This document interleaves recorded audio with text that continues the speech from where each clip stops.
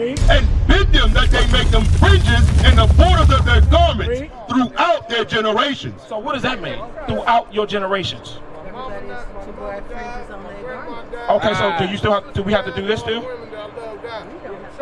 We don't have to do it.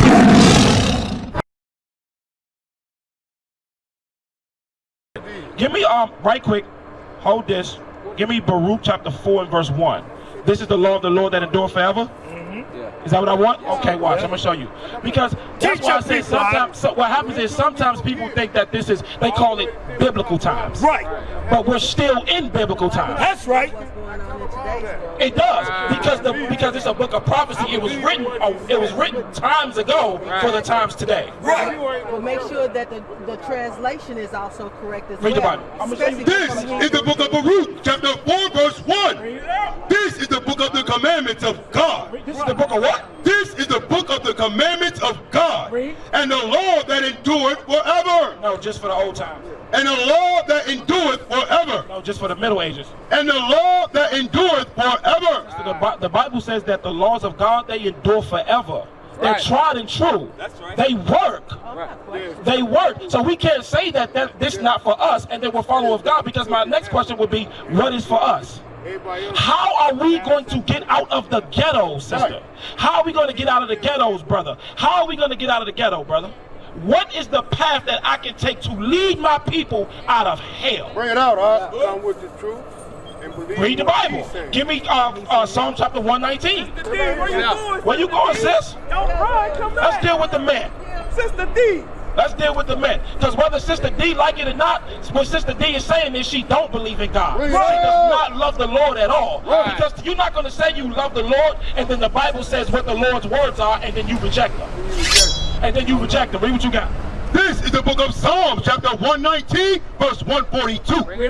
Thy righteousness is an everlasting righteousness, and thy law is the truth. According to the Bible, what is the law? Oh, what is the truth? Okay, read it again. Thy righteousness is an everlasting righteousness, and thy law is the truth. What's the truth? The law. What's the truth? The law of the Bible is the truth. This is the only truth. This is what's going to get us out of the conditions that we're in. Say it again. Man change. But God don't. No, he don't change. But God don't. He right. Man change. Malachi. Man changes, but God don't. So now what do you have to change? To change the belief that they put inside me and believe what that word is talking about. Scratch that. 2nd Esdras 14:32. You're absolutely correct. 2nd Esdras 14. 2nd Esdras 14. You're absolutely correct. It might be 30. It might be 37. I'm going to show you where it says subdue your own understanding. 34. Read. This is the book of 2nd Esdras, chapter 14, verse 34. Bring it out. Therefore, if so be that ye will subdue your own understanding and reform your hearts, ye shall be kept alive, and after death ye shall obtain mercy. So the Bible says, if you shall subdue your understanding, what you've been taught in oppression about your God, and reform your heart, then you will be kept alive after death. What death? The second coming of Jesus Christ. There's a judgment coming for not having fringes on your clothes. There's a judgment coming for eating shrimp, crab, pork, and lobster. There's a judgment coming to this place for sin. This is what the Bible is talking about. It's not a whole hands book. It's not a kumbaya book at all. The Bible is about judgment and order. I'll give you an example. 1 Corinthians 11.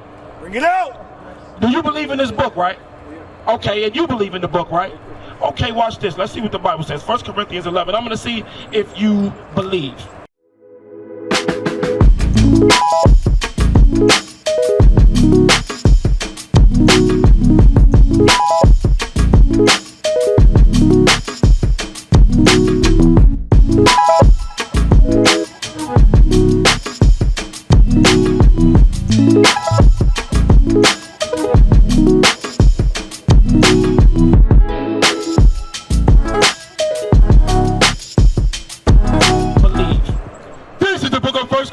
Chapter 11, verse 1. Be ye followers of me, even as I am also of Christ. So now it's okay to follow men who follow Christ.